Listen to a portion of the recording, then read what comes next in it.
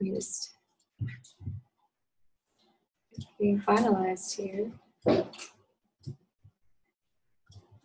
And let's get our slides. Okay, can you see this and you can hear me okay? Okay, awesome. All right, well, let's get started. Okay, well, welcome guys. This is Design 370. This is the Advanced Logo Design course. And this is actually our first lecture of week 2. So congratulations on it to everybody. We made it through an entire week, our first week down, and now we have 3 more to go. Before I begin though, I wanted to kind of find out how the assignments went. How did you think they went? Did you feel like it was what you were expecting for the first week? Now, I believe we didn't have any logo designs to actually do. There was some basic layout for one of the reports. Do you find it pretty easy or challenging, or were you disappointed or actually thankful for the break? Good. Yeah. Lisa said she thought it was pretty easy and did pretty good on the assignment. I have to say, I was really impressed with everyone across the board. Normally, I don't have that many students who do that well on the assignments, and I try to be a fair grader. And but I was really impressed with everyone's work. I thought you guys did very good. So I'm glad that some students find it disappointing that they're taking a design course and then the first week is just writing. But I think it's really important to kind of establish that foundation and do some research on other designers who have done some really impressionable work. And it kind of helps by studying other people's work to kind of see what you want to incorporate in your work. Whether it's design trends or if it's certain techniques that you want.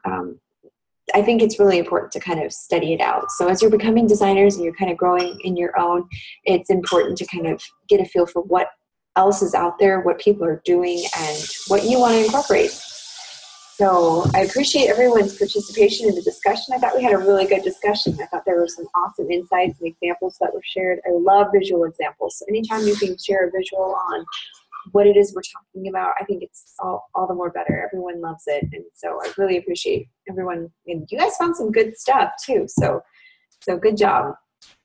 But give yourself a pat on the back because we have, it looks, okay, I just got a notice that my internet is unstable. So we will see how well this recording holds out. And if we cut out, please let me know, those of you who are watching at home.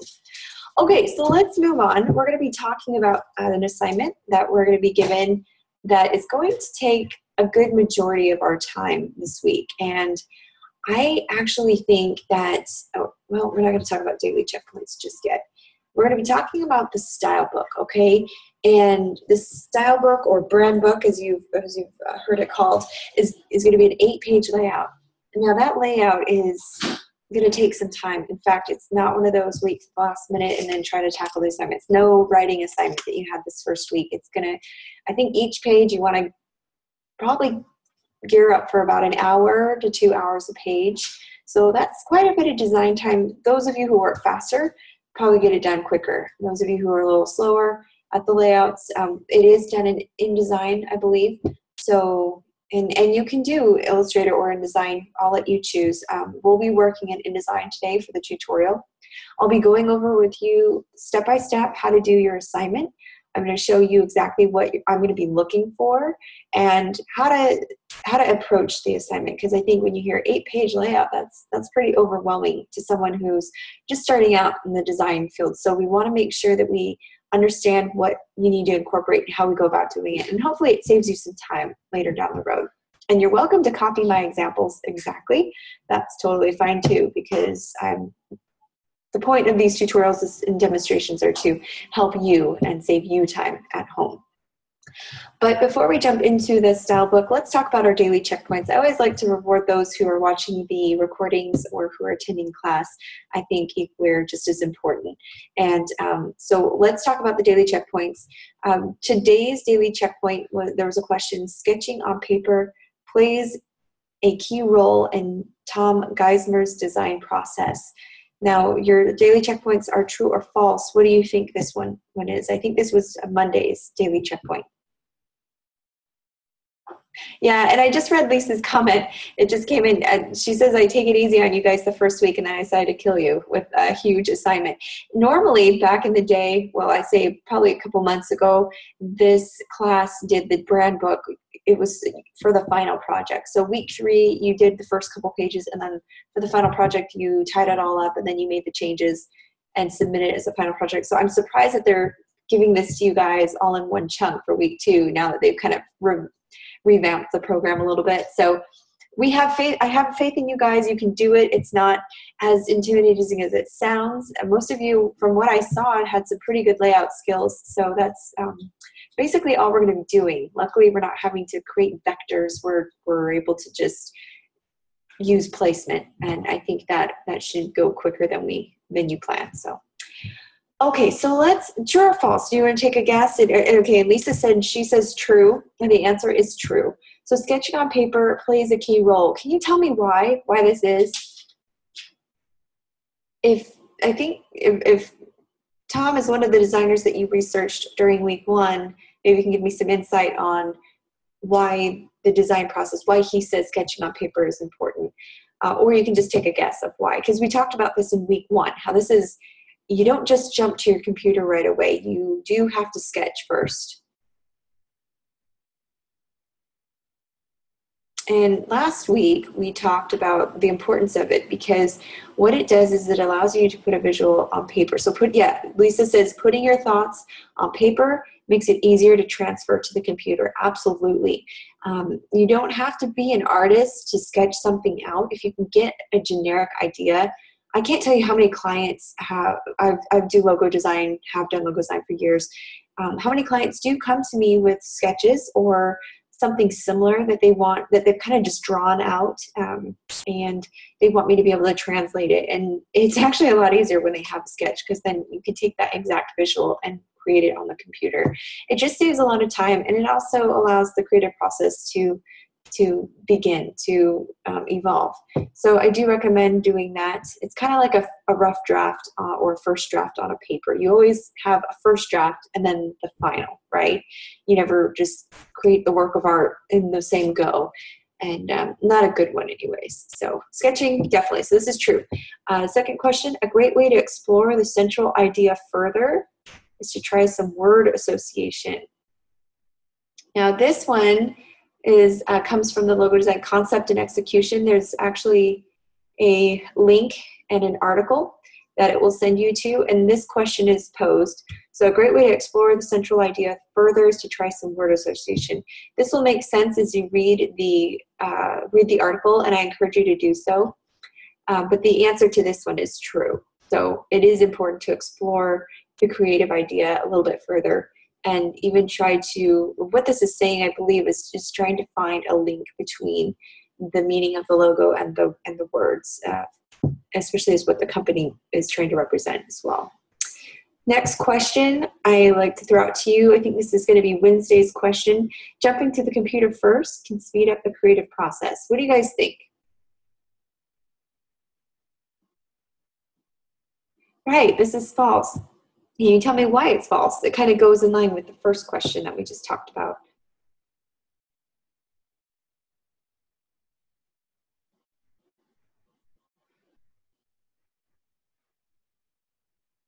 Yeah, so we basically just went over why sketching on paper is a key role. It's also the first role, the first step in the design process. We went over that. I even posted the PDFs of the design process, and the first one starts with a sketch. But jumping to the computer does not speed up the creative process at all. If anything, it halts it. So you definitely need to brainstorm first. You need to kind of write out what you're going to do, whether it's through sketch or research. You definitely need to research and do some homework first. Okay, yeah, so this one's false. Last one, begin building your logo concept by working only in color. This allows you to focus on the main forms without being distracted by black and white shapes. What do you think the answer is to this one?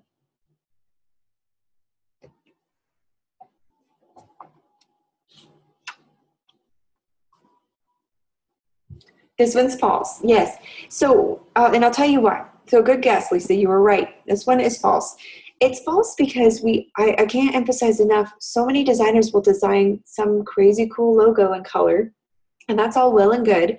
But then when it's time to convert it to black and white, and with every logo, you must convert to black and white because some printers, or some, well, I'd say most printers, you're almost always going to print on reverse text. So you're going to have a logo that is reversible. And so, but also when you translate to black and white, it will let you know if the strength of your logo lies in the color, this color scheme, or if it's the actual design. And if you translate to black and white and you don't lose the effect of the logo, then you know you've got a winner. If, however, you translate the logo into black and white or do a black and white version of your logo and it loses some detail, or you can't really quite tell if it's the same, if there's any question in your mind, then you might need to go back to the drawing board. And this is how best to create a logo in color and in black and white, is simplify it. The simpler the logo, it's going to look fine in color and it's going to look fine in black and white. Yeah, it has to look, and there's a reason why. So you have to do both. So don't just, you can build your logo in black and white and then convert it to color if you want to work that way. I like doing color first and then converting it to black and white to see.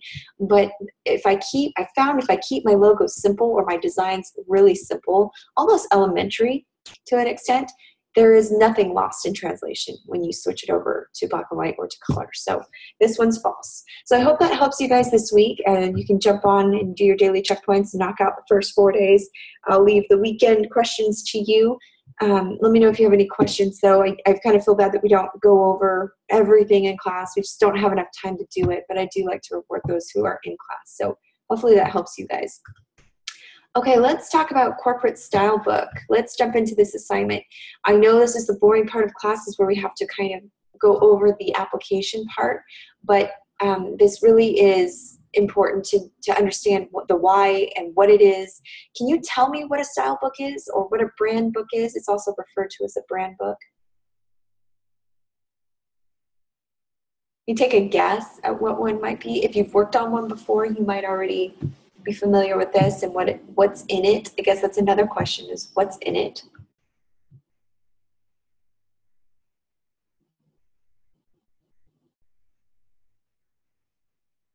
Yeah, I have no idea. And most people don't. The only reason why, well, the only people that usually have a brand book or a style book is usually a big corporation, a big company, who usually hires an ad agency or a design agency, or even a freelancer, a designer. But they hire out several designers because they have, if you think of an international company, like let's pick Coca-Cola or Skype. Okay, if we pick a big company that we've heard of, they're international, right? So they have tons of design projects that they probably need all over the world. So they're not just going to hire one designer out of California to do everything, because let's be realistic, it's mission impossible. So they usually are usually they're hiring several printers around the world. They're doing different, incorporating different designers, different web designers. I mean, they've got print designers, web designers, other designers. They've got tons of corporate materials being issued out and having to be created. So it's important to be able to have a book, which is kind of their Bible, their corporate Bible, so to speak, where they can refer to it, and it gives, instead of having to waste time explaining to each and every designer, each and every printer, each and every person that they interact with, even within their company, what the rules are about their logo, about their brand, then this not only saves them time, but it also creates something very consistent over the board. So the creation of a corporate style is the branding process, and we're going to get familiar with it for a second. So you're going to learn about the functions and the main characteristics of a logo and corporate style, which is the combination of color, graphics, verbal typography, even design elements. And you're going to learn about what a brand book is, and that's what we're going to delve into today. And I've got some examples I want to show you. Basically, a corporate style book or a brand book in simple terms is a set of rules, set of regulations in terms of how to use the logo and what not to do. So it's a bunch of do's and don'ts. And I had a question. So the brand manual, is it really necessary? Most will ask, well, I've never heard of it. I don't know what it is. So, and I'm not going to be in corporate, so I don't need to know. Absolutely. If you're going to be a designer, I've probably designed about 4 corporate style books before. And that's a lot. I mean, from start to finish, and these are like 100-page books, okay? You're doing 8 pages, but these books can be very big or very small depending on the size of the company and their needs. The top reasons why you would need a brand manual, for one reason is, well, you want to enhance the marketing. Usually it's the sales efforts trying to push their brand, but also you want to avoid anything that is not consistent with the logo. So if you've got 2 designers, one on the West Coast, one on the East Coast, and they're both churning out your marketing materials, you want them to look similar, right? You want some uniformity. And the only way to do that, and without having to explain it 100 times, is to give them the book where they can refer to it. Okay, what color blue am I using for this logo? Oh, I see. These are the CMYK values. I don't even have to go and ask. So it saves the designer time too. Or am I allowed to use reverse text on with this logo? And you can go refer to it. And we'll see some examples of the page layouts and how this is supposed to be structured. All right. So basically, with your assignment, you're given 8 pages. It says which 8 pages to do, so we're going to talk about how they should be structured. I want you to research and discuss the corporate style book, okay? And I want you to get to know companies and institutions and kind of do a search for their style books online. You could Google Brandbook, style book, corporate style book. You could also contact local companies personally to see if they're going to share theirs with you. Most people will, that you can use for your student project. But there are a lot of online that you can access without having to contact someone. So here's a link that I'll put in the chat box. I know some of you can't see it, so I can post it in an announcement. But if you go here, after posting your initial, or after kind of researching, you can kind of get a feel for this style guide and how one is structured. So branding, logo creating, coining of slogans, all of these took time and effort. And so a company pays handsome dividends because today the company has an expression all of its own with all these slogans and mottos and the branding. And they want to keep it consistent. So it's unique, but they want to make a connection, kind of bridging the gap between each different kind of form of media that they're advertising in, the type of materials. They're physical hallmarks of the brand and the company. And you want it to mirror excellence and uniformity, like I said. All right, so the question is like asking if it's possible to engage in e-commerce without a website. And the answer is it's absolutely not. It's absolutely impossible. And so you need to have a brand manual, okay? Companies hire third parties to help convey a message. Lots of network of advertisers, design agencies, photographers, printers. These people are all put to the task for executing the company's image and its message and its core competencies. So there's a strong chance that they don't fully understand the brand, especially if you're not familiar with it. And so product branding goes beyond the product. It also communicates what your company is all about. So amateurish branding really has no place here. And so to avoid the mistakes that some companies often commit, they need to have a corporate style book to keep everything consistent. So if a company doesn't have a brand manual, they need to be prepared to deal with these things. If you don't have a brand manual, if the company doesn't have a brand manual, inappropriate or indiscriminate use of the brand and its logo and its taglines could happen. Wrong colors could be used, wrong shades, CMY colors, different characters, improper positioning of the logo and slogan on promotional material, carelessness when it comes to handling the brand.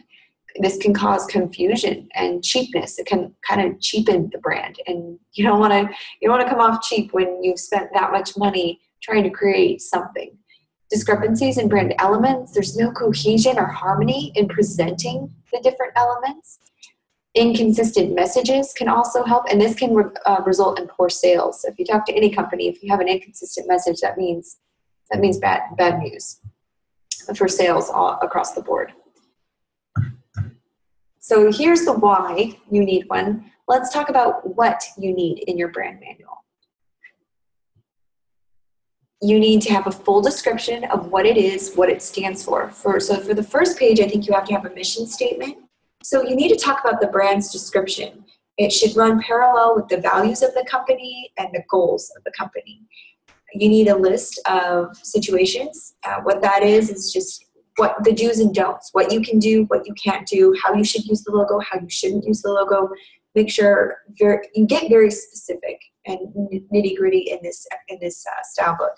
You also need to establish tone and use of words relating to the brand. And we're going to look at the Skype example of this, and you're going to see their tone is really fun-loving, very playful, and very casual and laid back.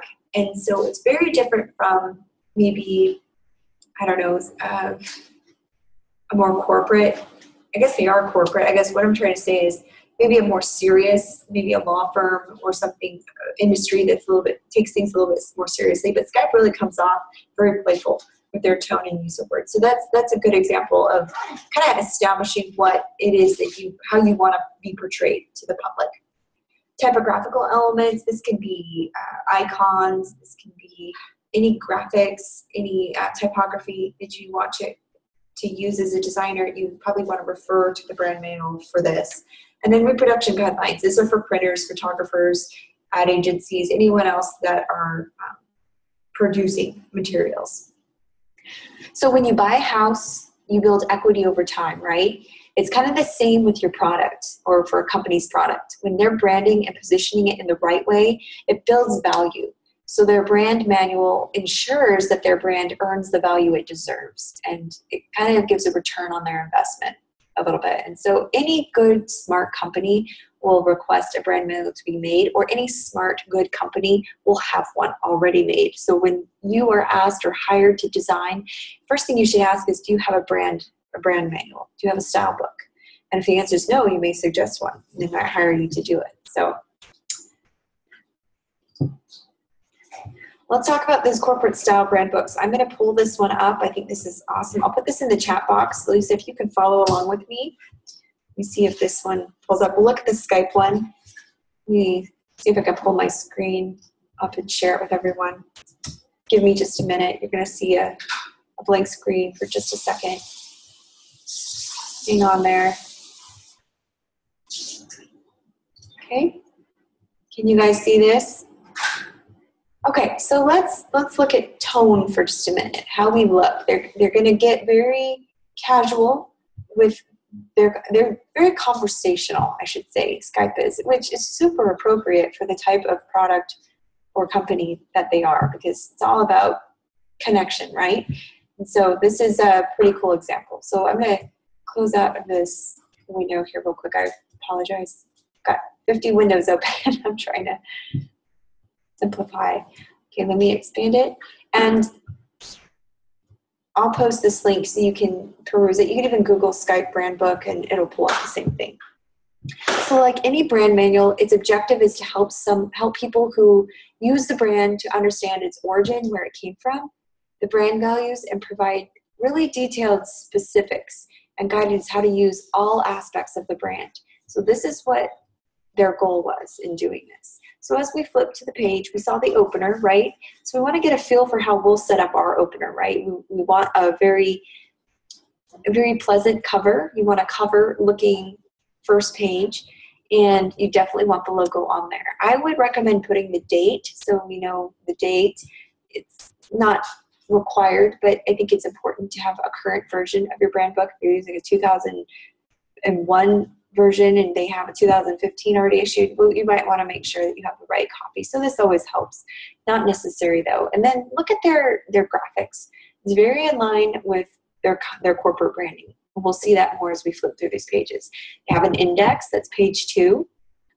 And look at their wording. This is a guide to the basic elements that make up Skype. Have a read. It will help you get to know us a little better. Very casual, right? Very conversational. It's not formal. Their language isn't formal, but because Skype isn't a formal company, that's not them. So they're staying true to who they are.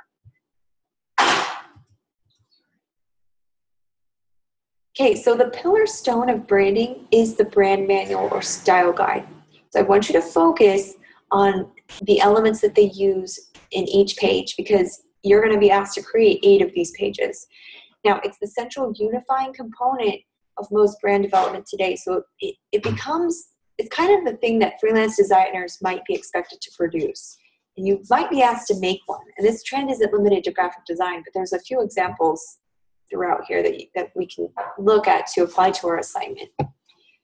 Now, what are some elements that make this style book effective? Well, let's look at it, okay? We've got, there are 2 versions, 1, 2, that they're showing are appropriate logos to use. Anything else is probably a no-go, okay? So take a look at the opening line. We just, let's look at this one here. The elements that catch my attention is the fact that they summed up their brand book in 3 words: how we look, with their main logo on the front. And this is a very simple layout, but I want you to be able to keep in mind and maybe mimic the same elements for your brand book cover. It's very simple. There's not a whole lot of design involved. Okay, so the do's and don'ts of logo positioning, color, and background. We're going to talk about, it talks about, okay, if you're printing this logo, if this is a screen logo, meaning they give specifics on if you're printing or if you're using it on the web. Here's the do's and don'ts that I was talking about. This is do's and don'ts of positioning. They give the big red X on what you should not do. This is only to be, the logo is only to be placed on a white background or this blue background, the specific shade of blue. And they say not cool on number 4. They don't like having a transparent logo on a background. And they say it's not right, it's not outstanding, and red alert. They want you to stay away from the red. So they kind of talk about the unavoidable. They kind of talk about what is the regulation here. Okay? And you're going to be required to create a page just like this. So look how it's structured. They give 2 examples of correct placement, correct colors, correct usage, and then on the left column or the right column, they give you all the don'ts. This is not allowed. You're not allowed to tilt the logo. You're not allowed to add a drop shadow. These are very, very good examples of what not to do. This one, typefaces for print and online. Okay, they give 2 fonts, and I should talk just briefly about typefaces for a minute. Us designers, we have libraries of fonts that we can use. However, not every printer has the fancy fonts that we do. Not every printer will have the library of fonts, and even on the web, you're a little bit more limited to the fonts that you can have. So you need to have so in a brand book, it's important to say what font you're using for print and what font you're using for web, and just keep it consistent and try to find a font that looks similar enough. So they're using Chalet Book, which is the name of the font for print.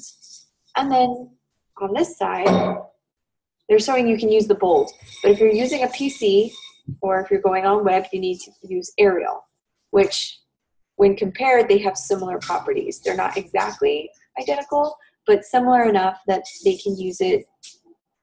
They say Tahoma is good, Mac is good, Lucidogrand. They're saying these are all acceptable fonts that you can use.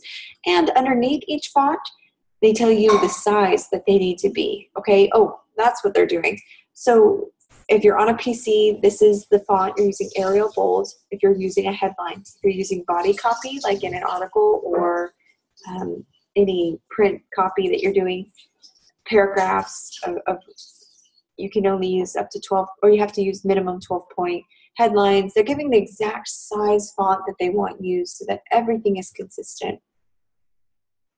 Are there any questions so far about what you would be expected to do for the typeface, index, and cover? Okay, things are pretty straightforward. I'm just showing you examples of how it should be laid out. And look at the clean design. Now, they are a clean company as far as their white space. They put a lot of white space in their materials, so it's only fitting that there's a lot of white space in their brand book. Let's look at their colors.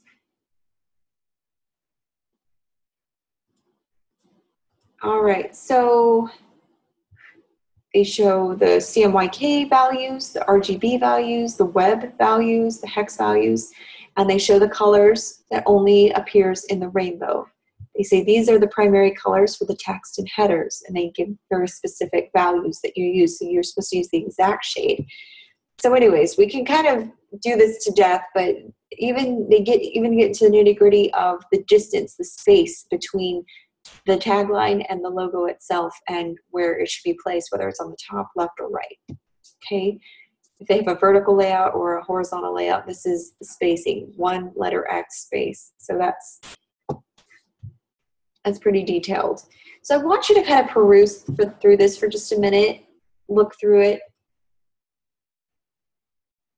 They add some color. I just think it's just so well done. Their marketing and branding is so well done. Again, they show the do's and the don'ts of their logo and how they created it. You're not to skew the cloud in any way. You're supposed to keep it consistent.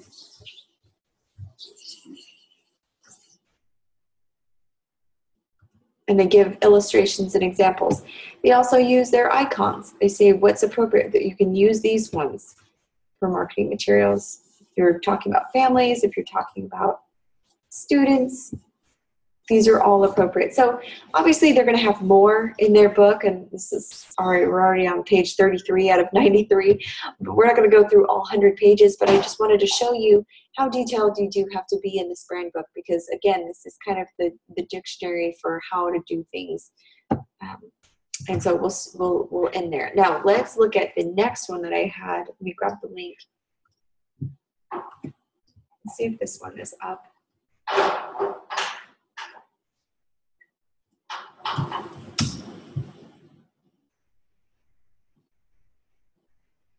This one's Foursquare, and it will kind of go along with the design example tutorial that I'm going to go over today on how it's stylized. So the first thing that we want to notice on the cover page, you're going to be asked to design a cover page. This is what I'm going to look for, is the logo even on the cover page. You will get docked points if the logo is not there. But look how simple this is. This shouldn't take a lot of time. They have a really basic background with their color, and they've labeled it. You have to label what this is, Brandbook, and they put the logo. Very simple. I think we could tackle that in about 20 minutes or less. Let's look at the table of contents. They're not quite as large. They're not a 100-page book like Skype is, because they don't need to be. But their table of contents, they include the page number, correct page number, I might add. So if you're putting page numbers, I want to expect that on page 14, I can find badge usage, or on page 9, if you tell me colors are there, I'm going to go look at page 9. It's only 8 pages, but you get the point. I'm going to make sure that this is all correct, okay? This is a very simple layout. Table of contents, there's not much to it. It's very clean too, lots of white space incorporated. They've done a really subtle gray background on here and gave me a brief introduction. You will be required to put a real introduction here. Now, I don't care if you go to some company and grab their intro or their motto or something, but you do need to have a paragraph or two about the company, okay? And just kind of, and don't just copy and paste and call it good. I want you to format it, okay? I don't want all the sentences to run into each other. Format it, break it up. If you need to break it up with paragraphs or give it a label or something like that. So kind of stylize it a little bit. And then logo usage. This is another page that you're going to be asked to create. You're going to need to show me diagram, the sizes, the spacing, okay, and how it can be used. This is the do's. This is okay. You can put it on this gray background. You can put it on this blue background. You can even do reverse text, and it shows you how to lay it out. But it also shows you the incorrect ways to use it. You're not allowed to use it on a photograph. Don't tilt the logo. Don't add a drop shadow. Don't add effects to the logo. Don't change its colors, and etc. So don't change the other spelling. It's pretty self-explanatory. A few do's and don'ts will be acceptable, but it just needs to be like this one. They took 2 pages. They decided to do 1 page full of the correct usage, and then the second page they decided to do a whole page about what not to do. And then we saw on Skype they had it on the same page. So it just depends on how intricate you want to get. Show icon usage, probably won't need that for this assignment. Colors, you will be expected to lay out a page like this. This is where it will take some time, and I'll show you how to find these values for your assignment, but you need to look up PMS colors, C1K, RGB, the hex values, give the percentage or the shade of the color that you're using, and then give me the colors that are being used, the exact colors that are being used in the logo, okay? Supporting color palette, maybe percentages. Then this is the copy and the tone of voice. So it says, our signature writing style is lighthearted and playful. It should be. It's a fun app, or a fun app. So Foursquare should always be capitalized apart from in their logo and should never ever be listed as Foursquare ever. So this is giving some details on how to spell it out. But this is also giving an example about tone and voice.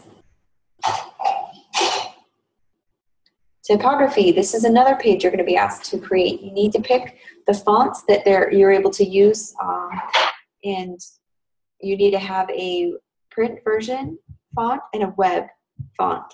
So here, this one's labeled typography for print. They're using Gotham as their font of choice. You can use the regular or the bold version. But if you're doing web design, you need to use Helvetica and Helvetica Bold. And it's because I think web has a smaller library of fonts, or maybe certain fonts just don't translate. I'm not quite sure. I'm not a web designer, so I couldn't quite answer that. But I do know that as a print designer, you need to have both on here. Again, icon usage, just explanation. How to properly use their trademark symbol. So this is another brilliant example of keeping it simple. As you can see, these are 13 pages, but it's very, they have a lot of white space on this page, so there's not a whole lot. You do need to type out all the letters, uppercase and lowercase, just like you see here. And you need to include a secondary font for the print and the web. And I like what they say here. Typography is a key element to communicate a unified personality for their company. And so we've selected Gotham as our font, and they're kind of explaining.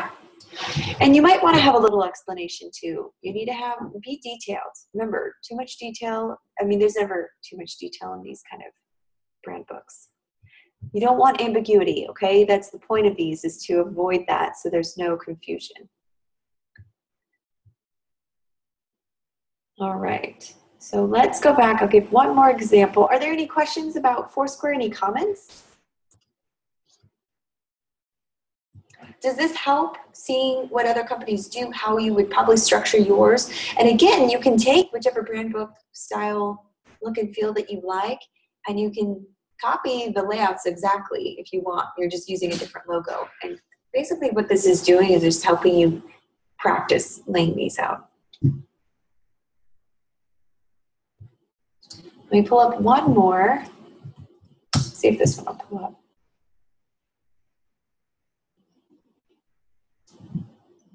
Oh, this one didn't pull up. Might have to go Google this one.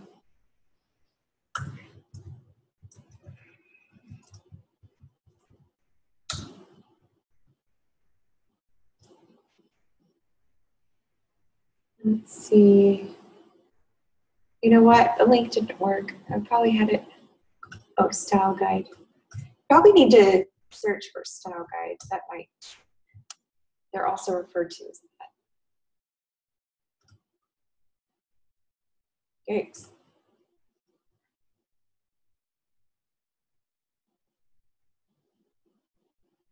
You know what? Okay, we'll just skip it. I think we saw some pretty good examples of that. So we'll just stop share and I'll pull up the slides. Okay. All right, so those are just some examples. So contents of a style book. Okay, what elements comprise a good style guide? What are some things that you saw, some examples that you saw that would be good to include in a brand book?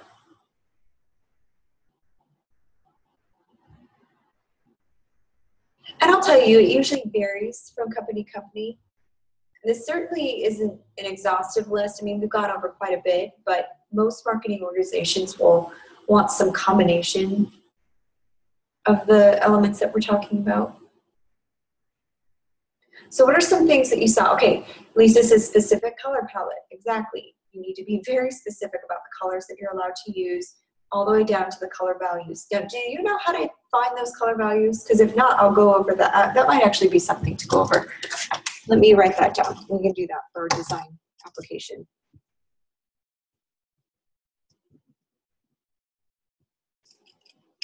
Typography was another one. Thank you, Lisa. So typography, definitely. Another one would be voice and tone, maybe, references. So here's just a few elements that a company may or may not have. It just depends on their needs.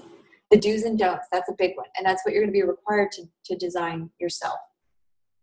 So we have voice and tone. So that's describing your company's personality, right? Kind of giving people a feel for what this company is, who they are, as evidenced in the materials we saw in the examples, Skype and Foursquare. They're the voice. It's usually, is it confident? Is it casual? Is it humorous? More or less formal? I mean, kind of find an adjective that fits for your company. And then using second or third person, combination of the two. Do you strive to avoid passive construction or long chains of nouns? You kind of want to give examples of the text, the do's and don'ts of the voice that you're looking for. Like Skype had a specific voice about the way the tone they wanted to convey. Brand guidelines. You want to describe, you want to provide examples. I think the most effective and the most important part of the brand book is not just to put paragraphs of text of what to do and what not to do. The whole point of it is to give a visual example. So with every rule that you have in your brand book as you're designing for your assignment, I want to see a visual example, okay? Don't just tell me to make the logo this big or this small. I want to see, and I want you to show me, is it 2 C's big, 1 X space between the tagline and the logo? I want you to be very specific. And this section can also cover design guidelines for use of the logo, other imagery, if relatively straightforward, or such issues can be addressed in a separate visual style guide. But for this assignment, I want to see some examples. I've got references on there, just where should users go with issues that aren't covered. You kind of need to know who to contact. Usually that's good on the back or the end.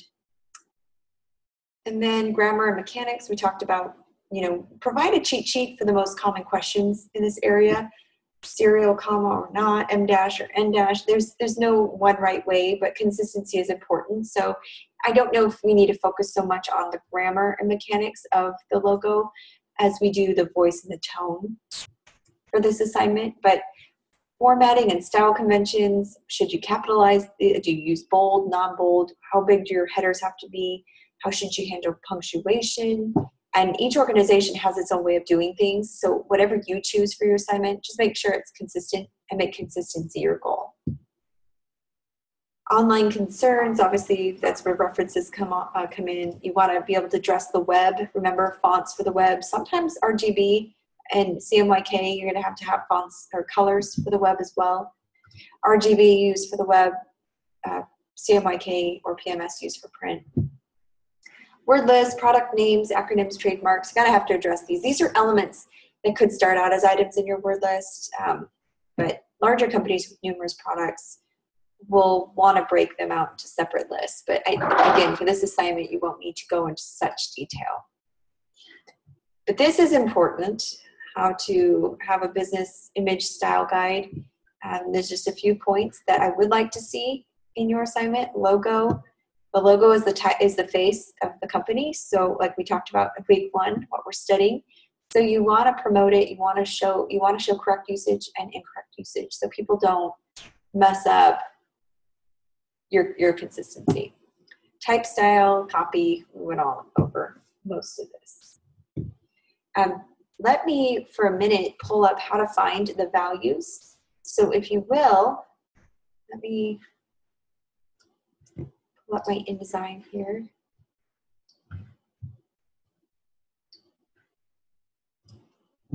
Okay. And I'll share my screen so you can see it. Okay, so here's a brand book. This is gonna be our design example. I'll show you how to do this the second half of class, but I wanted to show you real quick before I forget how to find the color values, okay? And I'll scroll down here to this color page. So this, I copied similar layout of one I saw that I really liked, and so I'm showing you can use University Blue, University Orange, University Green. Here are the CMYK values. And I don't know if you can see this, I'll zoom in here so you can see exactly how I arrived at this. So for instance, if you, I'll show you how I got this. So if you double click on your color, on your fill box. Now Lisa, do you want to go ahead and pull up InDesign so you can find this with me? Or do this alongside? Or do you just want to watch?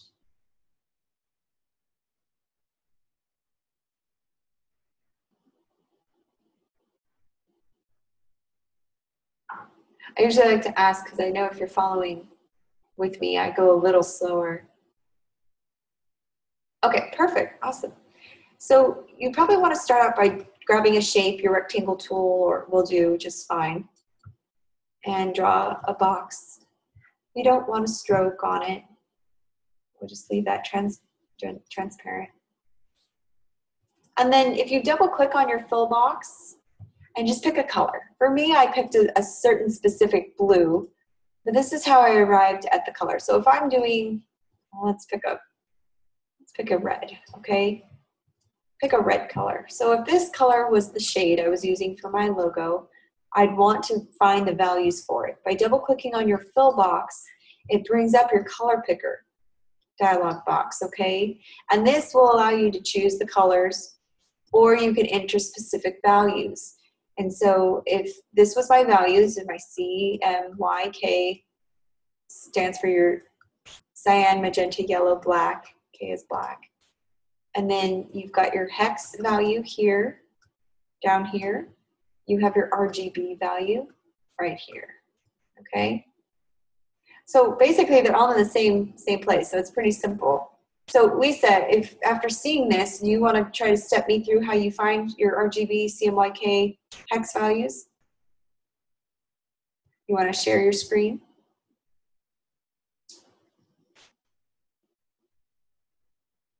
Or rather, I should say, would you be up for it? Putting you on the spot, sorry. That's what I like to see. Okay, just share your screen and then show me just what I stepped you through so I can make sure we are all on the same page.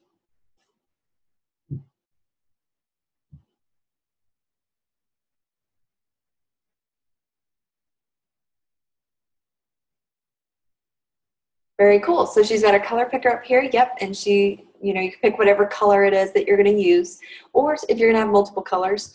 And then your RGB values are right there on the left.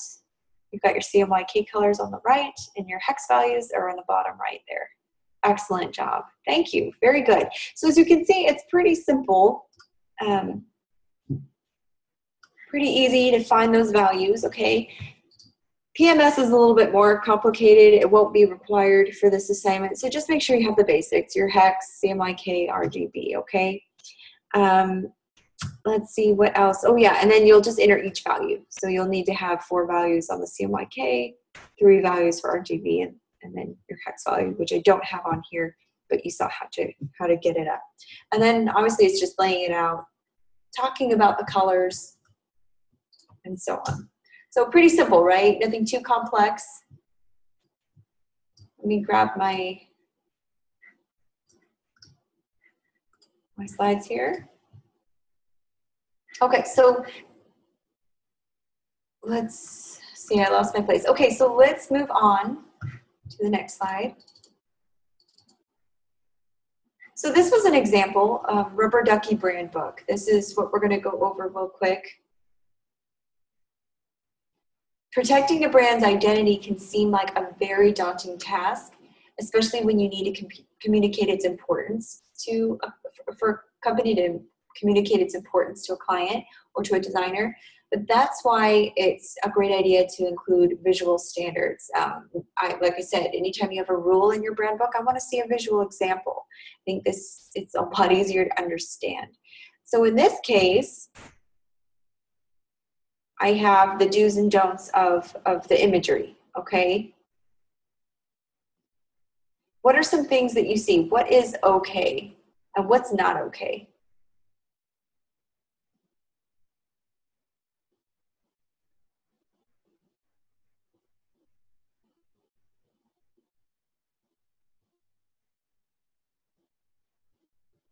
The rules section might look something like this. It might say, rubber ducky is always portrayed as being on the chubby side. Rubber ducky should never be displayed as thin or on a diet. Just as Santa is portly, so too is the rubber ducky, and this lends to its humor, fun, and joyful good nature. Okay, so it's showing this should be a fat and full rubber ducky. On the right side, he undergone some Photoshop work to trim up here. So it's saying that don't do that. Don't mess with the photo in any way. And it says on the left here in the middle, never stretch or skew rubber ducky. Rubber ducky is not a product of a house of mirrors, and so on and so on. It's the iconic shape. So it's saying don't distort the picture, don't stretch it, don't skew it. Yeah, that is always better. Yes, it is. And so it's just kind of saying how you should keep the photo true and not to manipulate it in any way. Next example, rubber ducky is best known in its brand colors, yellow and orange. While the rubber ducky's joviality does lend itself to dress up, the rubber ducky should always be represented in the traditional yellow and orange configuration and never with hair. So it just shows, just don't. So this is kind of a comical way of portraying the brand book, but it's very important how detailed it is, and it shows the do's and the don'ts. So this is another way that you could probably structure your correct and incorrect usage of the logo. Okay, so let's talk about tips on how to go about stylizing your brand book. Now, I'm using brand book and style guide interchangeably throughout this lecture. It's because they're the same thing. They're just different ways. So when you're on Google searching for a brand book example, maybe type in style guide and you might get a better search. For some reason, I seem to find more by typing in style guide, but for some reason we call it brand book in this class. They're one and the same. Nothing's different, just one's easier to find on Google. Okay, so steps to creating a brand style guide. You want to protect a brand's identity, like I said before. So the guide will protect a company from, or a designer for diluting an image or diluting the logo's message. This could weaken the brand's overall identity in the marketplace, so it's very important to maintain consistency like we talked about. So step one, draw a layout. There are a few basic pages that most manuals include, but there are literally hundreds of rules that you could choose to incorporate as well. So I just put that down there. So you might want to just kind of plan out what each page is going to have on it. Like we talked about sketching out before you design a logo. You kind of want to write out, okay, page one, okay, this is the cover page. What elements am I going to have? I need the title of the book. I need the logo of the company. And I need a color or a graphic or something. And those will be your three elements. So kind of lay it out before you dive in, and I think it'll flow a lot easier. Step two, creating a brand style guide is make a master. We're going to go over this right now, actually. Well, I'm looking at time. We've got a few more minutes. I can go over it. We might want to take our 10-minute break, and then we can come to this. This might be a good segue into our design portion of the class, but I'll briefly go over this. So make a master. When you're creating the manual, I prefer to use InDesign personally because it's meant for multiple page documents or designs. InDesign isn't as friendly when it comes to that. InDesign is awesome for logo designs or graphics, but if you're doing multiple pages, InDesign is way easier. So I highly recommend InDesign. If you're not familiar with it or as comfortable with it as Illustrator, feel free to use Illustrator. However, I'm going to be using some tips and tricks in InDesign that will save you tons of time. So I really recommend getting to know it a little bit better. And you want to make a master page. Do you know how to make a master page? Those of you watching this. If not, we'll go over that today. That'll be our first thing we dive into when we come back from our break.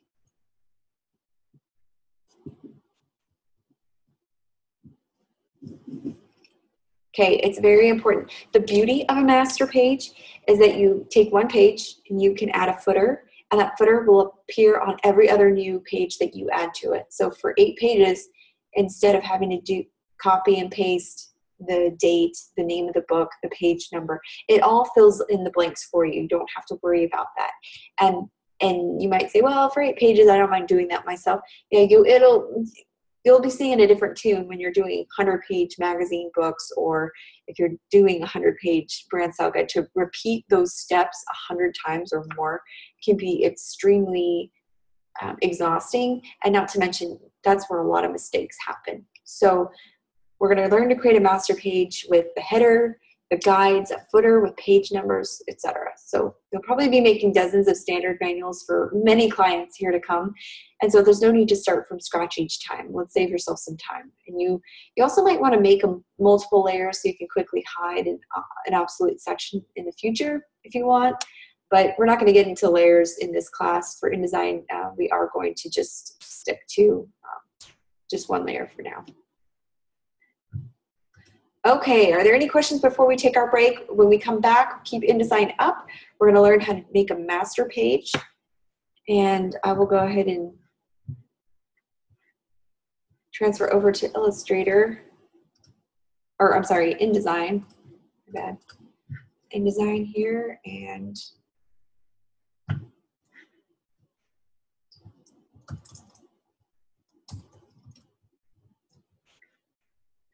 make a little message for those who are watching at home.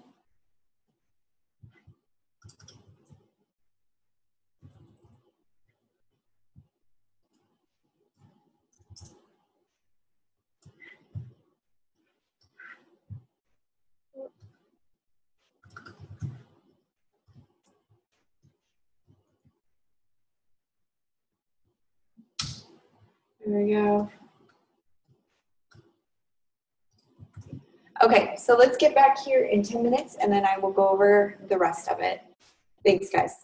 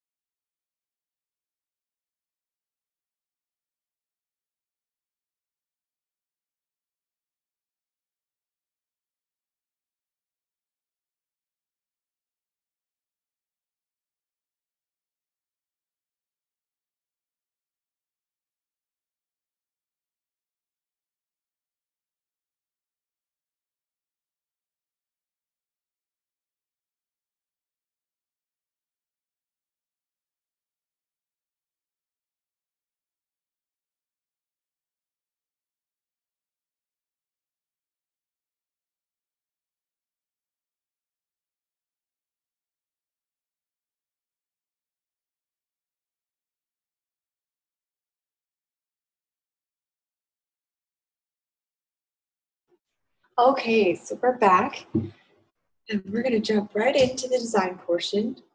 Now we were talking about making a master page. If you can pull up go to your window drop-down menu in InDesign and go to Pages, it will bring up Pages dialog box. Let me scoot it over here. Okay. All right, so you'll notice here at the top, there are these two blank pages, and then within your document, these are your working pages. You'll have different icons here at the bottom, the trash can. The middle one with this dog-eared page in the bottom left is adding a new page. So if I click on that, it will add a new page. And when I add a new page, it already automatically has this background and this page number, as well as my, I guess the information I want, my footer within my document, okay? How did I get that? Well, if you go to the A master and click on that page, if you double click on it, it'll pull it up. Now this A master, you can create multiple masters within your InDesign document, but we're only going to do one because our document is small. So Lisa, do you see that, the A master page? Here we following along, just don't want to go too quick. So within this, you can stylize it however you want. So if I were to say, well, I don't want a gray background on my body, I'd rather do a very light blue. Okay, so now that becomes the rule from now on. So now when I make a change to my A master and I were to click on, let's see. Yeah, there we go. So now all the other pages are going to have that change applied. So instead of having to go through each page and putting a blue background on it, it automatically does it. So the beauty of a master page is that it is just that. It's kind of it's like take a remote control. It's kind of like the main remote control that programs your surround sound, your DVD player, your TV, etc. So it's kind of the main hub of where everything is going to get changed. You only have to change it once here, and then the changes apply to the other pages in your document. The ones that you've currently designed, as well as the ones that the new document or new pages that you add. So hopefully that makes sense. So to create a footer, you're going to go to, I think it's type, insert special character. Let me see. I always forget where exactly it lies. Let's do another one. Let's draw with our text box. Get the type tool. And I'm going to draw a new footer box here. And say I want it to be here. So I'll just say this is my Brandbook 2015. That's our new year. And I want my page number on this side.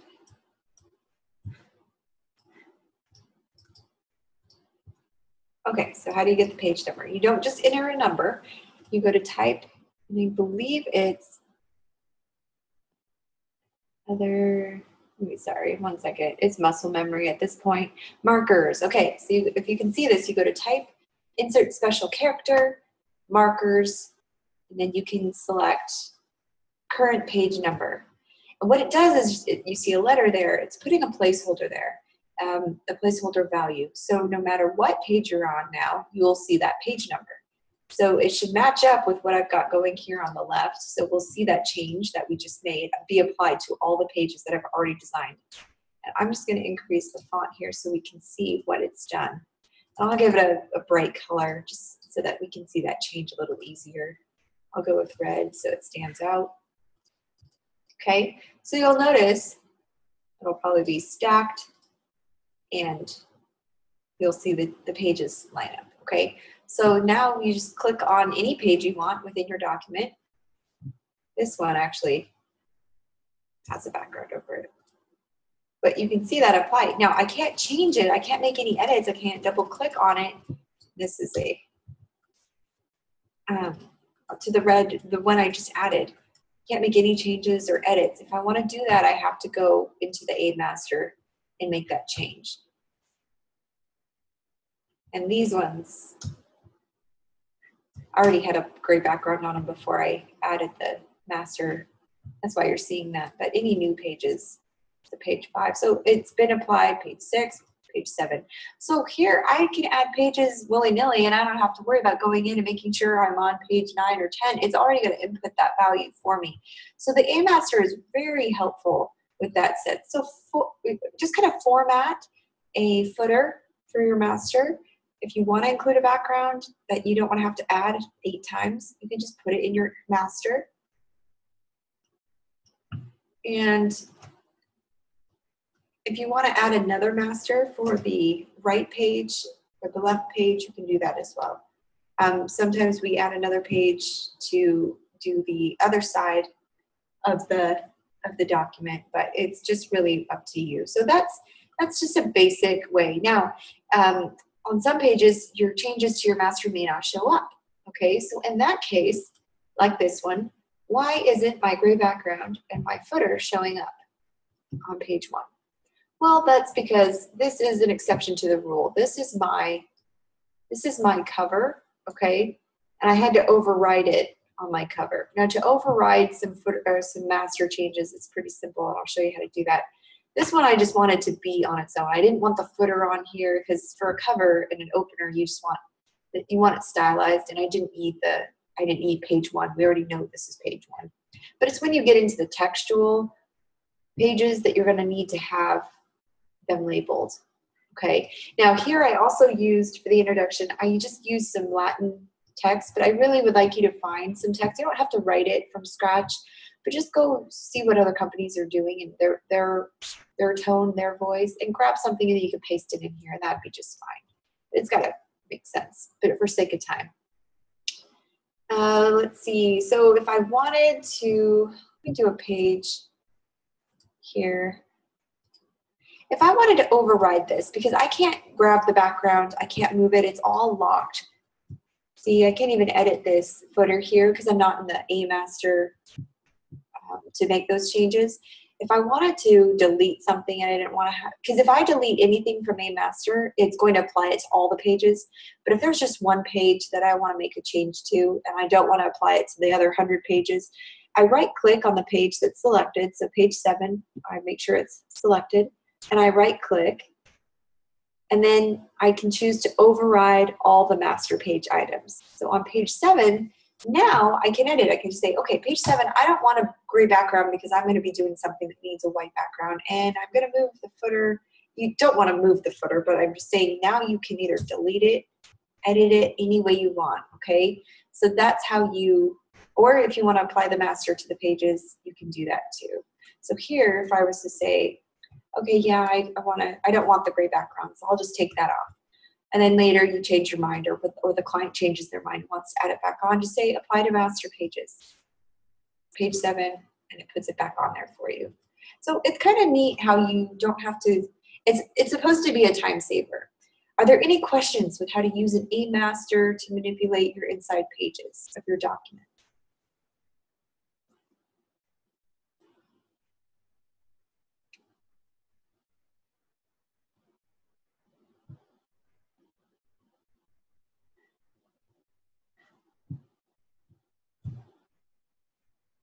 Okay, if not, we're going to go ahead and move forward.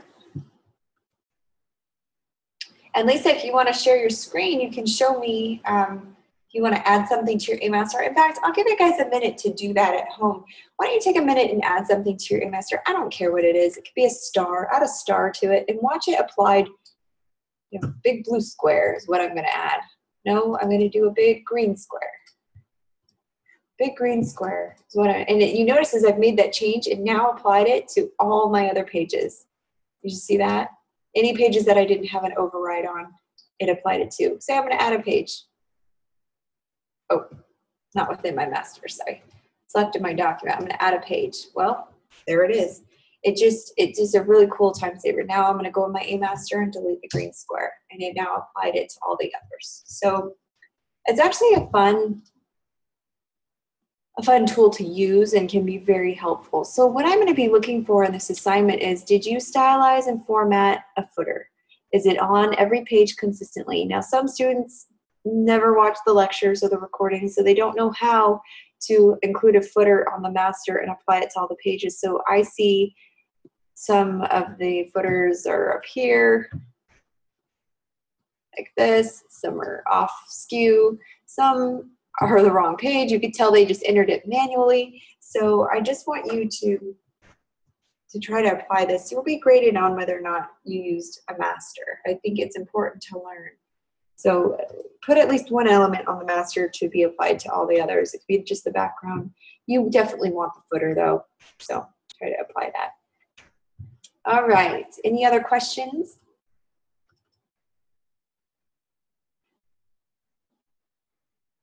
Okay, so let's talk about your logo standards for a minute. We saw what was required for your introduction, your brand book. Now let's look at the logo standards. You're going to want to download the logos, and you can pick only one. You only need one logo. But in order to create this reverse text, like I did a white version, you're going to have to bring it into Illustrator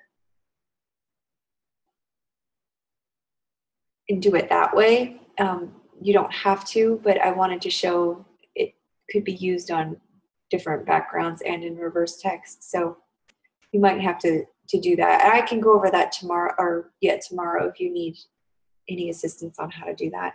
But logo colors, this is going to be important, including logo standards. You're going to want to display the logo in the primary color and also the secondary colors, if you have secondary colors. And you also want to recommend displaying a reverse logo. So that's why I created a white logo from the black. Now, it's a really easy way to do it, but again, I can go over that tomorrow for sake of time. If we have time at the end of the class, I'll show you. You'll want to show here in the bottom right, I've included unacceptable logo versions. So there's a number of examples of how not to display a logo, such as distorting it, changing colors, rearranging elements, stretching it, adding text, adding a white box, etc. The list goes on, but I've included a few here that I thought were important. And as you can see, don't stretch it, don't skew it, don't put it on this color background. So these are my do's and don'ts, and I explained it in my text here. So please be sure to do that. I don't want to see any Latin-filled text in this. I really want to see words. I want to see descriptions, rules. I want you to explain to me what it is you're showing visual examples about. I took the 2 C's in Cedarville and show that everything should be 2 C's distance from the logo. Never should the logo be stacked on other text. Never should it be too close to another graphic. All right, are there any questions about how I structured logo standards? Logo standards and correct usage for logo is very different than logo sizing. So we want to address that on a separate page. We talked about colors, how to find these values. You're going to want a supporting color palette. You're probably going to want some main primary logo colors. Display the logo in the primary color and also the secondary color so that they can see. But like I said, just also might want to include reverse text, a reverse logo. All right, let's look at, I don't think we got to any of the others. Backgrounds, misuse, typography, those are, let's do the typography one for a second. I'm going to grab a font here. I grab my type tool, click and drag, and then you want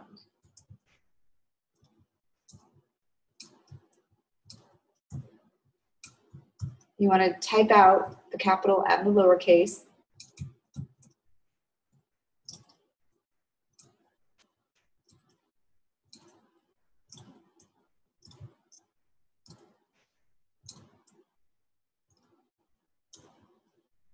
Etc. I won't go through the whole thing. And then we're gonna blow this up quite a bit so it's nice and big. I'm gonna pick a font. I'm going to use Chalet for my print font. Oh, and not to mention, you're probably going to want you also want the numbers on there.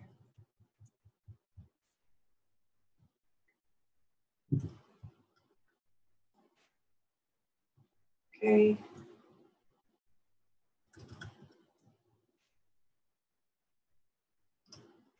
Just like that. And then I'm going to label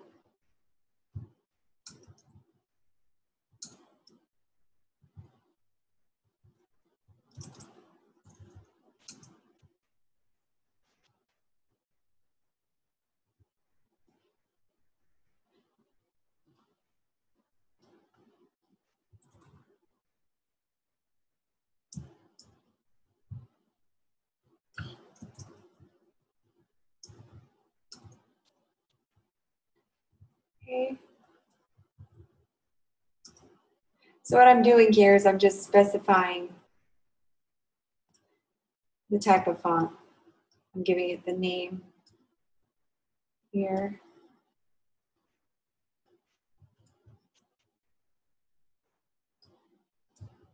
So this is kind of how I want to see it structured, okay?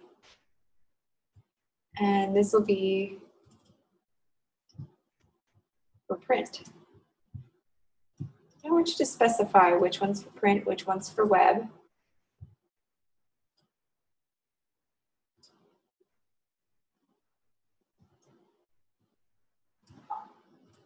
Okay. And the other one will be web. Now, web doesn't have this cool Chalet font, so I'm going to do one that's pretty similar, which is Arial. Okay, and it looks like, not Arial block, but just good old Arial. So it'll give me that option. All right, let's see. There we are. Okay. And hopefully you guys are familiar with the basic tools.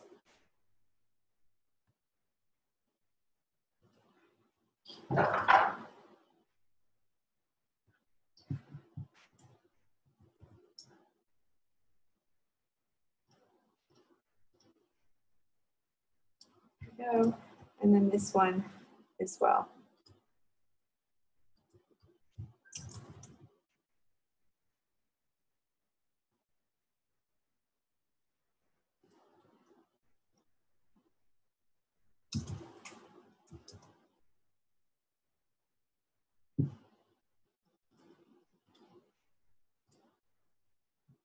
Oh, there we go.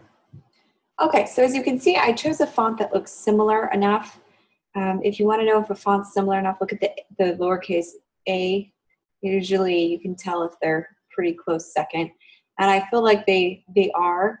So this is going to be my typography. And then obviously it probably won't be this large, but you probably want some room where you'll explain the typography and the rules for it.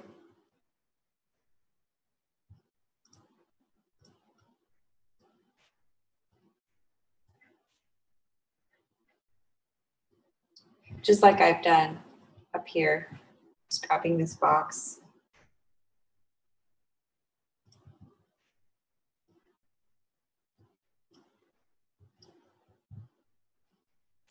So you might have to structure it just to get it all laid out,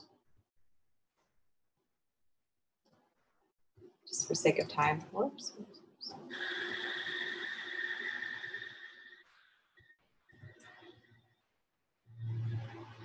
Make sure things are lined up. I'm a stickler for making sure that things are all cohesive, in order. Anyways, you kind of get the idea here. So this will be our typography. This, and actually, need a ton of examples.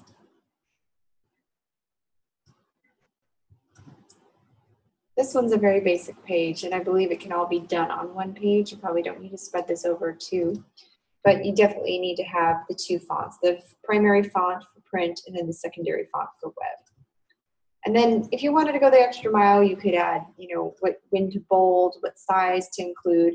Just kind of study out the other examples you can find online and see what other companies are doing and what would fit best with what you want to do. Again, I show you kind of the basics of how to get to something. Oh, you can't see anything other than the page, none of the tools I'm using, or the line across the top, just the canvas is showing. Let's see. Can you see now, Lisa?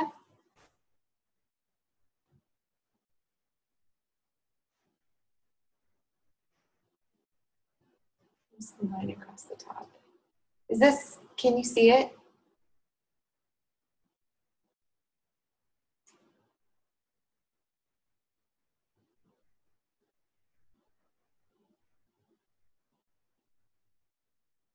Let me do a stop share. I'll try a screen share.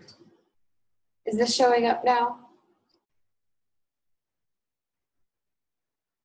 Do you need me to back up to anything?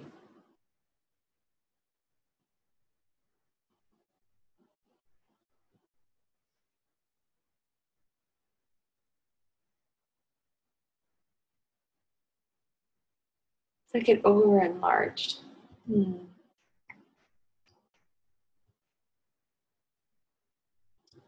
Strange. I may need to close out of it. Can you see it now? Is it showing up okay? I hate the lag in the chat and the microphone. I wish we could communicate a little bit quicker.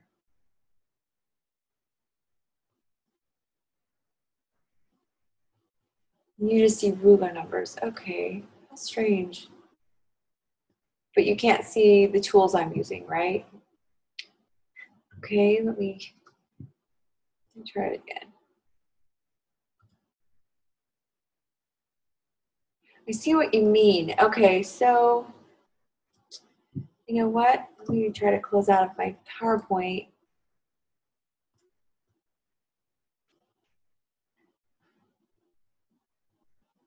It's weird. Can you see what I'm placing on the screen? Can you see my toolbar? Here on the left, I'm moving my toolbar with all my tools next to in my screen. Can you see, you can see that? Okay. So I'll just keep that there to help. I don't know why it's just showing the screen for some reason. Can you see the drop-down menus?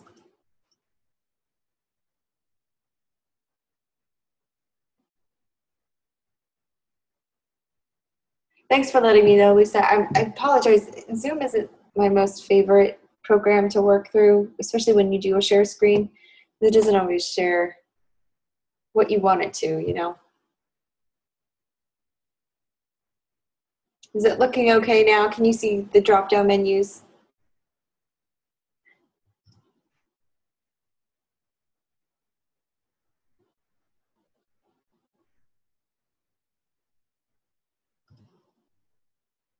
Okay. Okay, well, knowing that, I'll just try to explain my steps a little bit better. Do you have any questions of how to lay out the typography page? Is there any questions from the assignment that you want to know how to do? Or anything you need me to rewind, to go back over? Okay. I do want to talk about clear space for just a minute. I'll take this page, for instance. Don't feel that because it's a brand book of rules that you have to fill it with a bunch of text. I think you and me both would agree that less is more when it comes to content. Yes, you want to have some type there, some explanation of what it is, the method to the madness, so to speak. But we don't need paragraphs and paragraphs of text. I think the only page that you'll have just text is this introduction. And even then, you can jazz it up with some graphics if you wanted to. But most of the page, I would say 2/3 of the page, should be visual examples, okay? So don't feel like you have to fill every page or every part of the page. Like even here, I've got some what we call white space or negative space. You kind of want to include that. Give it some breathing room, Okay. Let's talk about the logo for a minute. This represents clear space. So you want to add an example showing how much space around the logo should be untouched at all times. This is usually the size of one of the medium-sized letters in the logo. Okay. So that's what I want to see included. You want to probably talk about minimum logo size because they'll be including the logo on many different printed materials, business cards, flyers, posters. It's important to provide the client with guidelines of how small they can shrink the logo while keeping it legible and conveying the same strong brand message. So I do recommend including that. Identity materials. Be specific about where the logo should appear in a number of the identity materials like envelopes, business cards, faxes, stationery. You may even want to include an email signature. This is not all required. I'm just giving you suggestions of what to do. Some students don't even know or don't really know what to include, or they've said, oh, I don't know where to go with this assignment. I'm just giving you some suggestions that might help. Product placement, you could talk about product placement if it's a logo that's going to be seen. This is a university logo, so it might be on products like t-shirts and hats, and it's a college, so usually colleges do need to talk about product placement. This tells them where the logo should be placed on merchandising items like t-shirts, hats, bumper stickers, and this section will definitely depend on the client's specific needs. So the world is your oyster. I'm showing you some standards in the industry, but this is free for interpretation. However, you do need to stick to the guidelines. So when I am grading a logo standards page, I want to see three things. I want to see the correct usage, the incorrect usage, and the logo, the clear space around the logo. And I might want to see the size, the minimum and maximum size of the logo, values or numbers. So you might want to include that as well. Are there questions about this, the logo standards page? I'm trying to think of the pages that might raise the most questions.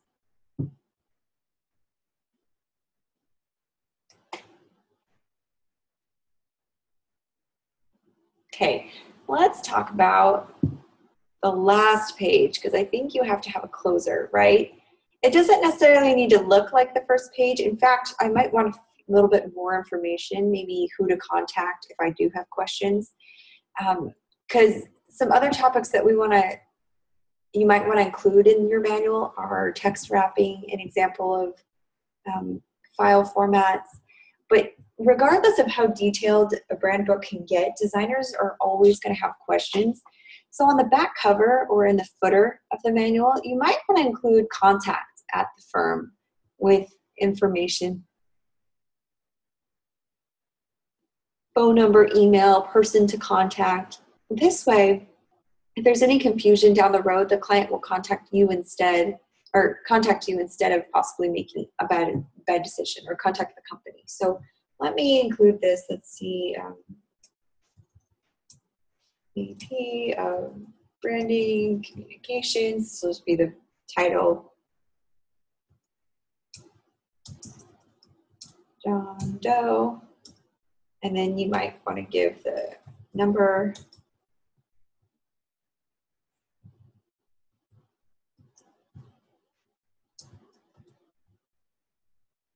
And then obviously an email. And again, you can grab this information from another brand book. That's fine. You can kind of see how they. Okay, and then obviously you'll format this. I'm going to grab some white. Let's see. Bring over my swatches so you can see what I'm doing. And remember, if you're saying Arial is your font, you want to use Arial throughout your brand book, right?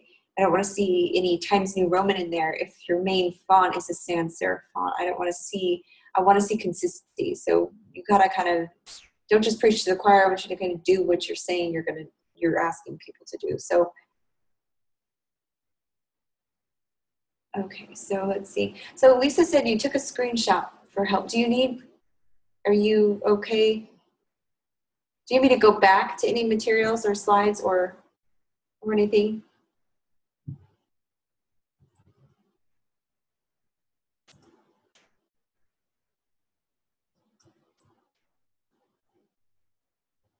Okay, so we all know, remember, think hierarchy. We don't want, some information doesn't need to be very large. We want a format, proper capitalization.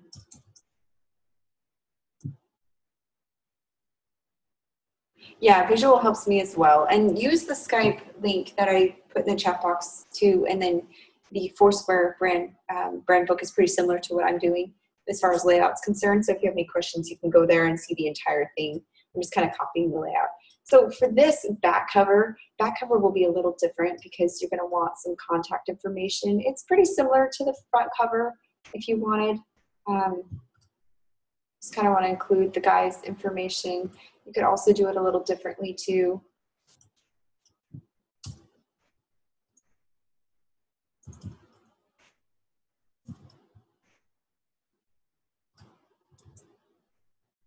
I mean, I just want to see some thought and formatting gone into it. I'm going to line this up with the logo so everything lines up correctly. And then I want it to line up here. If you ever want to see if something is lining up, I do recommend grabbing, clicking, and dragging a ruler. And it's hard to see with this blue background, but you'll kind of see this turquoise ruler guide. You'll know if any of your boxes are off. I definitely recommend doing that. If they're not on, I think you can go to view at the top, display performance, or I'm sorry, grids and guides. You can snap to guides, smart guides is what you want. Make sure that's checked. That definitely helps kind of keep things in line and in order. And if you want to toggle between the smart guide view and no rulers, just hit W on your keyboard and practice that because it kind of helps you toggle back and forth. So if you want to see, oh, is everything lined up? Okay, they're good. It's, for me, if too much stuff is going on, I mean, it's like a messy bedroom. If there's too much junk around my artboard, it gets a little overwhelming. So I like clean slate. So I'll just hit W and then I'm good to go. I can always refer back if I need to. Or I can throw things on the side, like say for instance, I want these shades of blue and I don't want to have to keep creating the CMYK colors, so I can just grab these shades of blue and have them on the side, or any font or text I'm going to use, I can keep on the side, but I don't want to see it, so I use W to do that, to toggle back and forth. Okay, let's see where we're at. And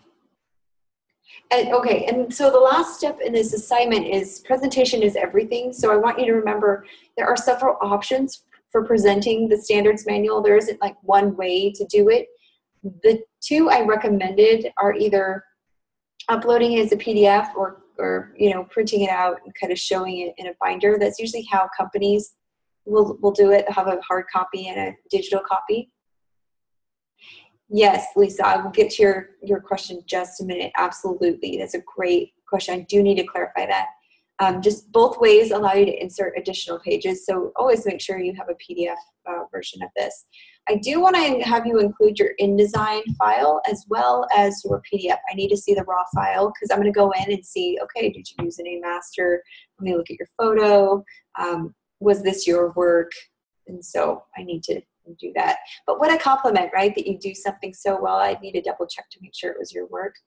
No, it helps me to see your thought process and see your work in its raw form. But I do need both versions, okay? Because not everything translates. If you have any images that you didn't send a zip file with, or if you didn't package your InDesign and you had some photos, they won't display correctly. So, okay, Lisa asked a good question. She said, are we to use the logos in the assignment information? Yes, if you go to your assignment page, and I might be able to step you through that. Just let me pull up the website real quick. Let me log in, and I'll pull it up to show you just what you're doing. Now, don't be overwhelmed. There's, I think, quite a few, maybe 5 logos. I didn't look to see how many. There's a folder of logos, and so you don't think that you have to do all of them. Okay, thank you. All right, I'm going to do a new share here. And where's the website? Here we go. Okay, can you see my screen? Okay, so let's go to courses, or sorry, assignments. Oh, I'm in the wrong class. I have to keep everything straight. So that's a good question, Lisa. So we're going to go to our assignment. I think it's this one. Okay. So yeah, you'll click here to download. I didn't check the link, but we'll check it now. Okay, so the link worked just fine. It's a zip file with 4 logos in it. You can choose the logo, or the company, rather, that you're going to do the Brandbook for. So you'll just click on use one. And then I've included the Stylebook grading rubric here. So please make sure you check this before you submit your assignment, because you will be graded and required. So I think one of them is you need to actually have 8 pages. It has to be a Stylebook for 1 logo. You need to include all the elements, cover, intro, logo standards. And don't forget that in this, there's a scroll down. So there's quite a few instructions here. So you need to have a cover, which is maybe a graphic, the title, and the logo. Those are 3 simple ingredients for the cover. Introduction page, we talked about maybe having the company's mission statement on there. Just something simple, but a paragraph or 2 about the company, and you got to talk about your brand. And don't just copy and paste. You can copy and paste from another company, but just kind of substitute the company's name for your new company. Logo standards, we talked about the correct, incorrect logo usage. Orientation. Orientation we didn't label, but orientation would be something, would be talking about the minimum logo size, the maximum logo size, the clear space around the logo. I showed you an example of that. Orientation, and possibly the placement of the logo, or how you're going to be using it and incorporating that. Colors, treatment, we talked about the coloring. Typography, I showed you a page on how to lay that out. Logo misuse, again, it's all within logo standards. And then the back cover. And I'll go over a little bit more these vague pages like orientation. What was the other one? Logo standards is a little different than logo misuse. I think logo standards is the correct usage, and maybe logo misuse is what not to do. That's kind of how I interpreted it. Logo standards can also be the clear space around the logo. I don't know, Skype showed a few examples of how to use it. I'll leave it up to you, but you do need to have at least 8 pages, and you need to address these things here under the criteria. 8.5 by 11 landscape or portrait. My example was done in landscape. Do you know how to set up a landscape file? I can step you guys through that in just a minute. This does have to be an InDesign only, so I do take back what I said earlier, that you could use Illustrator. It does have to be done in InDesign. So I'm sorry, guys, if you were excited about using Illustrator. This does need to be done in InDesign. And then include a PDF and your original design file so they can see this was your work. And then I think just include elements that we went over in class, like CMYK, RGB values, color swatches. The layout needs to be simple and clean. You have to have footers and page numbers on all your pages. I prefer if you use a master. Cover has a logo, date, title, brand guidelines, formatting, style conventions, things that we've talked about. But that's a big part of your assignment's 60 points there. So it's about half, it is half of your assignment. So make sure you get those things incorporated. Those are little things that will add up, and they not only set your assignment apart as being quality, good work, follow through, but also a good portion of your grade too. And if you have any questions, you can always email me. Oh, no photographic images can be used, so no photography, no clip art, nothing like that. You can use graphics vectors, but just keep them in the raw files. You really don't need that kind of imagery to do this assignment. As you can see, I had no pictures, but I did have visuals. There's a difference. Are there any questions, Lisa, about what we've gone over on this? No? Okay. All right, we have a few more minutes. What I want to do before we close is show you guys how to do landscape versus portrait layout. You probably already know how to do this. You probably learned it in some of your basic courses, but you'd be surprised how many students don't know how to do this. So we'll go to File at the top here in your InDesign, and follow along with me if you can. Go to New, select Document, and it will pull up your new document dialog box. And here's where you can say how many pages you want. You probably set that to 8. And here's a box that's often checked. If you go to the right, facing pages, you want to deselect that, okay? And that will give you the layout that you see here on the right under my pages. They're separate pages. If you had facing pages, it would show you the spread, the left and the right pages connected. And often that's really hard to design in. When you design for magazines, sometimes it's better to do it facing pages, design with facing pages, because you do spreads that continue onto the next page. But for this, we want to keep the pages separate. So go ahead and deselect facing pages. You don't want that. You want to start on page 1. Oh, configure, yeah. Well, hopefully that helps. And see if you can go back in there and reconfigure your settings a little bit.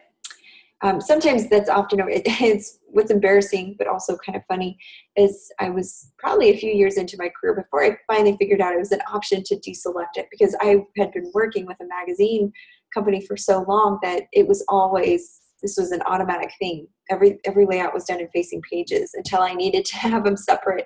I didn't even know that was an option, but it was a game changer, to say the least. So deselect it if you don't want them connected. And you definitely don't want them connected in this side. Okay, so page size, letter size is fine.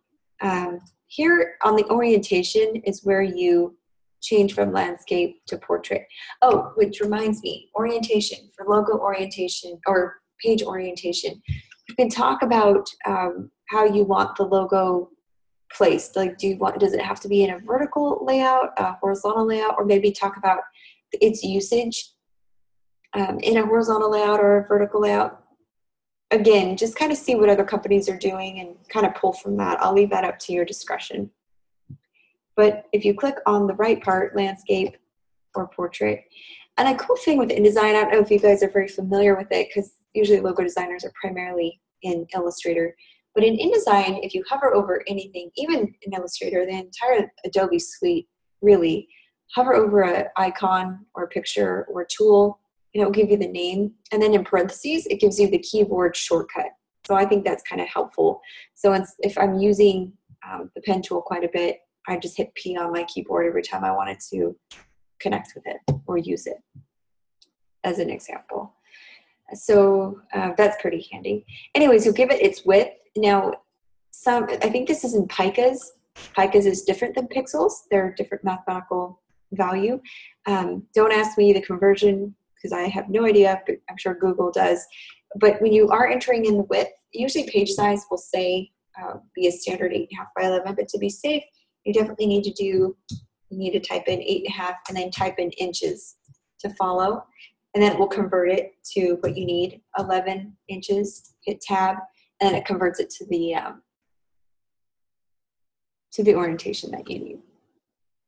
Okay, pretty simple. You don't need columns, I don't think, unless you wanted columns. Usually that can kind of help with visual. And I don't think you need to worry about margins at this point. There's other options here, bleed and slug. The bleed is kind of important when you are going to be printing. I usually say give about 1/8 of an inch, 0.25 inches, 1/8 of an inch, and it will convert it. If you're going to have a bleed line all the way around. And what that does is when you're sending it to the printer, they do crop and cut. And so you want to give yourself some extra leeway so no text gets cropped off, or no imagery or backgrounds or anything. You don't want a white border unless that was on purpose, and you want it to be even. So with the bleed, what's cool is you can either enter in the fraction or the decimal. So it can just be 1/8 of an inch, 1/8 of an inch, or 0.125 inches. Or you can do 1/4 of an inch, but that's kind of gives you a bit much. You almost don't need that much. Or there's the pica value. And what's cool about InDesign is it will also convert the value for you. Now, I think in settings or preferences or somewhere you can go and change where it's just in inches or just in picas, but I've been too lazy to do that, so I haven't really needed to. And then you can kind of preview how you have things set up here by checking that box and then hit OK, and you should be good to go with setting up your page. This is definitely how to do a landscape or a portrait. So it's giving me a preview of what I've created here. I can uncheck that, but okay. So that's a portrait layout, or I can do landscape. Are there any questions with how to do that?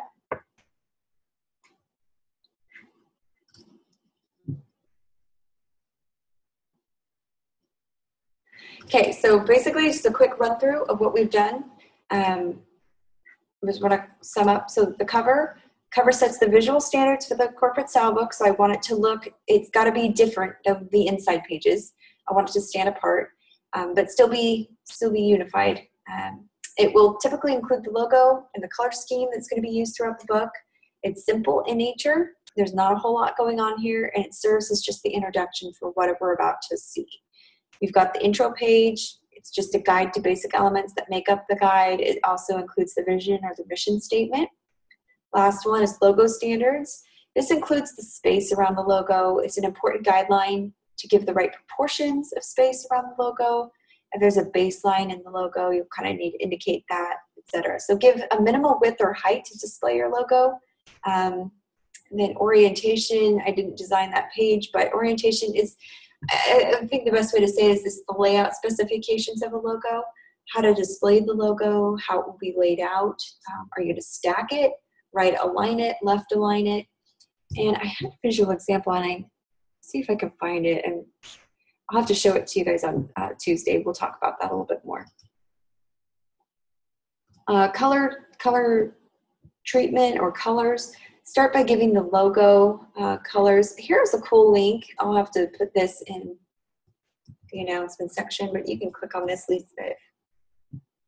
Well, actually, we're not going to worry about the PMS colors, the Pantone colors. Don't worry about that. We just need hex, CMYK, and RGB. We'll just keep the basic ones. Not going to grade on that. You don't need to know that right now. It is an accurate way to share the color values, so be sure to be specific. The logo colors are going to display, and you really want them to print correctly. So that's the whole purpose of this sheet. So this is pretty important to focus on. Kind of lay it out the way you see it here. Convert the Pantone. You don't have to worry about Pantone. I don't need to cover that. Just make sure you convert your logo into grayscale and black and white, maybe. Add the correct grayscale values if you want for consistent display around all the media. And then typography, we went over that briefly. Specify the font that you used for the logo and the fonts that should be used for print. And then you can always specify a secondary font that can be used for the body of the text in print, or maybe include a specification for web use like I did here. Specify the font that should be used in web documents. The more that you specify the styles that should be used, the more that you can be sure the identity will appear correctly. So you want to give a specification for the body text, for the headings, and give the size proportions. I didn't do that here, but I probably should. You can even do that in parentheses. Chalet, you could do 12-point minimum. So saying you can't, I don't care what size it is, it just can't be less than, or it can't exceed. You can even put that here. It can be like a 40-point maximum, however you want to explain it. Okay, or this could say body text. If you're using it in an advertisement, this would be header. You might have a few fonts on here. Now I did the ellipsis ... but make sure you have the whole alphabet on here. That's how it should be properly displayed. And let's see, what else would you need to know? You want to give the size proportions between the heading, the baseline of your logo, spacing. Make a distinction between Mac and PC if the fonts are not available on both platforms. So you want to make sure you do that. And there's a website for font use on the web. Let me see, it's called typechart.com. I'll put it right here. .com. I'll send it to you, Lisa, and also I'll type it here.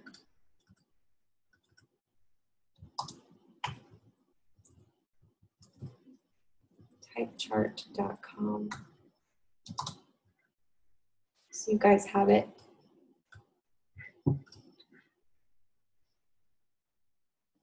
And this is just kind of, should pull up an example of font use on the web. So it should give some examples. If that website doesn't work for some reason, you can just Google it.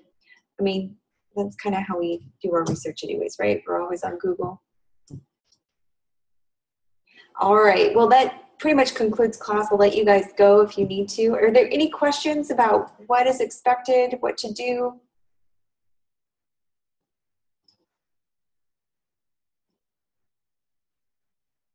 We feel pretty comfortable to tackle this assignment. Okay, good. You got all the screenshots that you needed. Hopefully this helps. Hopefully it made it a little easier to do. Thanks for coming, Lisa. Thanks for joining me, guys. Those of you who are watching from home, and hope you have a great Monday night. And we will see you tomorrow for tomorrow's lecture, and we'll go over a little bit more about the Brandbook and do some fun design stuff, since this is a logo design class after all. All right, we'll see you later, Lisa. Thanks. Okay, if you guys have any questions, feel free to email me. I'll try to answer them pretty quickly. Remember, if there was anyone with late work, please get it in to me before this Saturday, so you can still get some partial credit for it. And we'll see you guys tomorrow.